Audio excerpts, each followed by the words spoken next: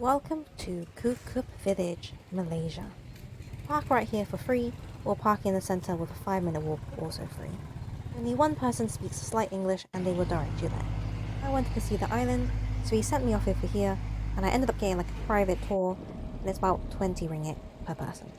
What I understood was that it's going around the island, however it wasn't. What they were doing was going up and down near the island so you can see it. If you want to visit the mangroves, you need to come here a lot earlier. The island walk would take you about an hour and a half to 2 hours.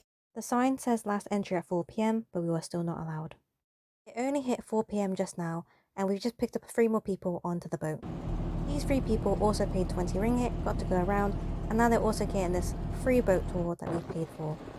I do feel ripped off because we didn't get to go onto the island. However, it was nice and windy, not too hot on the boat. I get to see the scenery of the Kukup Village. I get to see the fishing farms, and it was just really nice to see all this. You can also see the exact same things if you go to Tanjang Piang National Park nearby. We are now back at the village, and we're going to walk through the village. We do have great seafood here if you do want any. The walk through this village was just a nice, authentic feel. You can see these roads are very small. These little mopeds and motorbikes drive past. The houses are cramped together, however some of them do have space. As you can see, all these buildings are built on stilts. And if there is space, you can see these shells, birds, and mud skippers. Usually when you see mud skippers, they are nowhere as big as these.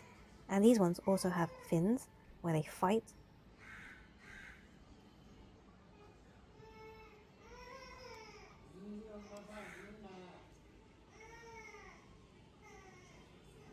During the boat trip, we saw 3 beautiful temples in the distance, so trying to get to that temple there.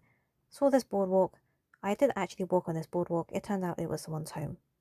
He nicely let us go through his home to get to the temple. Right behind his house is the temple, and as you can see, it's right next to all the homes.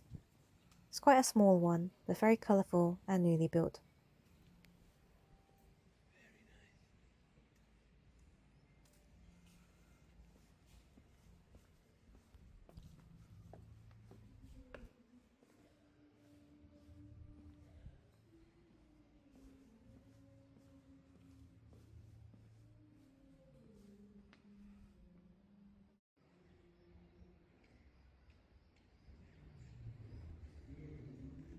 I'm now continuing along, trying to find the next temple.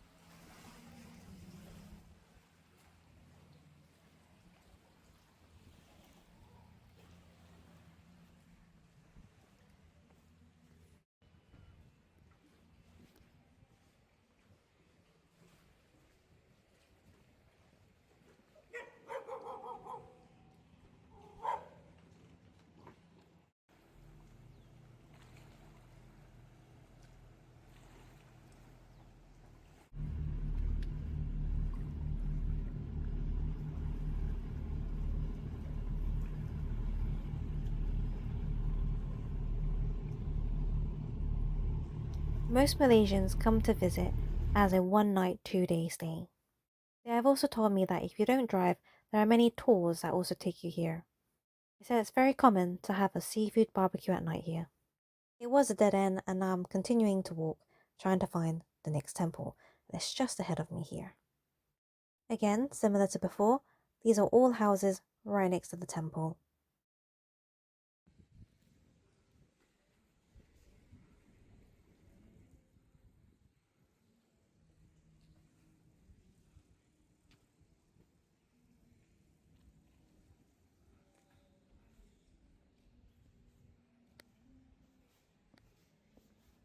Just starting with the little temple here first.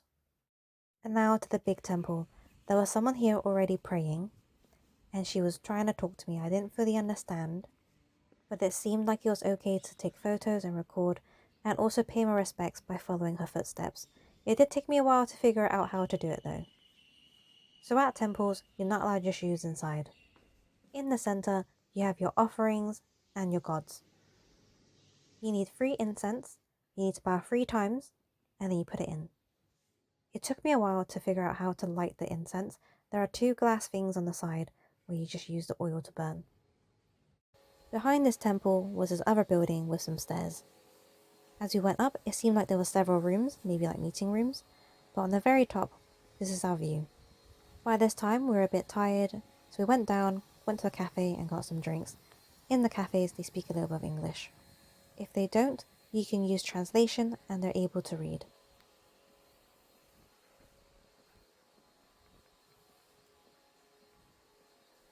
Now we're heading back out of the very first entrance we saw earlier, by the terminal.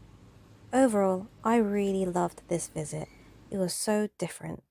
Thanks for watching. Please like, comment and subscribe. Bye.